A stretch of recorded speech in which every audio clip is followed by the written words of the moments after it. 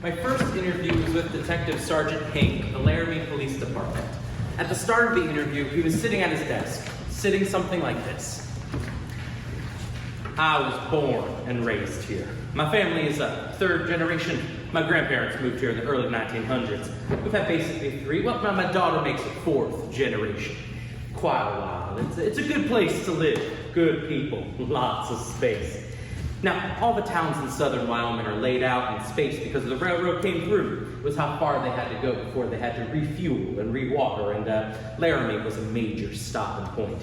So I was introduced to this play actually when I was going to Washington College. My drama professor, Dale Daigle, directed it, and I fell in love with it. I had known about the Matthew Shepard tragedy because it happened, when I was very young myself. And as a gay male, in society, we were always terrified of just getting a ride with somebody or going with somebody we didn't know, because there was all this hatred and you were hearing about these people getting beaten. And so it really kind of resonated with me because it could have been any of us. It could have been me, any of my friends. So, I remember, the announcements. I remember following it on the news. I remember Ellen DeGeneres at the vigil. It just seems like it was yesterday, which is kind of scary. I had heard that they were doing it, and he asked me to videotape it. So I videotaped some segments of it. We weren't allowed to obviously videotape the whole thing. So I did some segments for some theater classes, and I just fell in love with it. I love the concept of it being something that you don't normally see on stage. So there are, in my production, there are 10 people. I kind of stretched it out, but those 10 people can portray anywhere from 5 to 7 different people. So they have to rely on their physical appearance, their actions, their dialect, things like that. And I think that's really interesting, and you don't see that in very many plays. So that tied in with the drama, the meaning behind it. I believe that this is a very powerful show. It sparks conversation. It makes people think about things. It breaks down stereotypes. It's just really a powerful piece of theater. So I'm very proud for it to be at the Garfield. There is a point in the play where there are 4 or 5 news reporters talking over each other, and it's just very powerful, and it speaks, just puts you right into that kind of whirlwind storm that the town must have faced. And it's just very powerful in the way it's written and the way that the actors deliver it. It's just kind of like a wow. And there are several moments in this play that do that. So I've seen it done in various stages in different places. I've watched the Laramie Project. I've watched the movie. HBO did a movie, so I watched that, and I've kind of, come up with kind of the whole time, what would I do if I was directing it?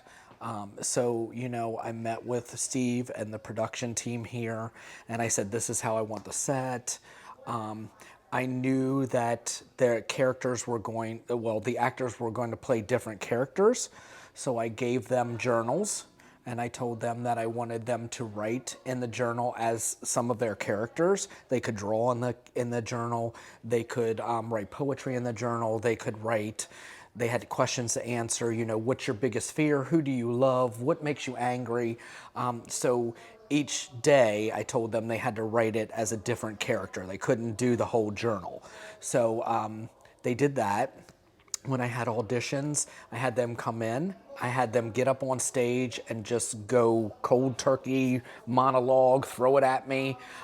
They did that, and then they read a Shel Silverstein poem, which I gave them I want you to read it as a waitress who is really wanting to get off, but she's got 12 more hours on her shift.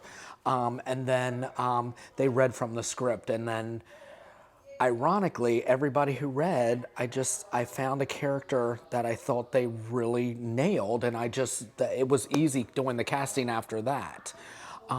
We've had rehearsals where we sit down and run over lines. We've had rehearsals where I've laid pictures out on the stage of Matthew and several victims who have tragically, either lost their lives or been beaten, and they all had to grab pictures and form a connection and tell why they picked that picture. It's been very powerful. It's we have people on the cast who, are LGBTQ plus. We have somebody in our cast who has actually been to one of the Westboro Baptist bashings with Fred Phelps, so he's gone head to head with him. So there's a lot of those ties to the show that just make it really special, very memorable. We've done exercises where I get them up and make them move around.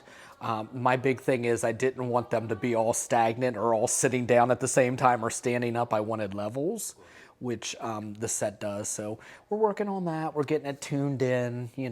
I'm very excited for next weekend. I'm just super excited. Do any of the actors just have that moment where they go, "Oh my God, this really happened"?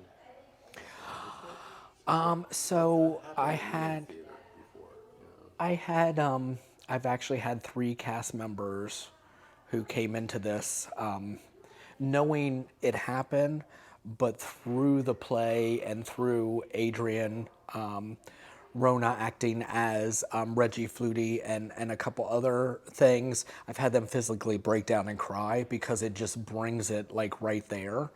A lot of the set pieces, I know I wanted the fence in my play. I wanted it right in the audience. I wanted it to divide. I wanted it to be right there, intrusive.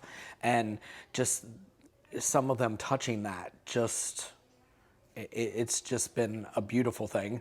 Sad, happy, we've had all those emotions. But so Tom Dorman, he just, after every rehearsal, he just asked me, how in the world did that happen?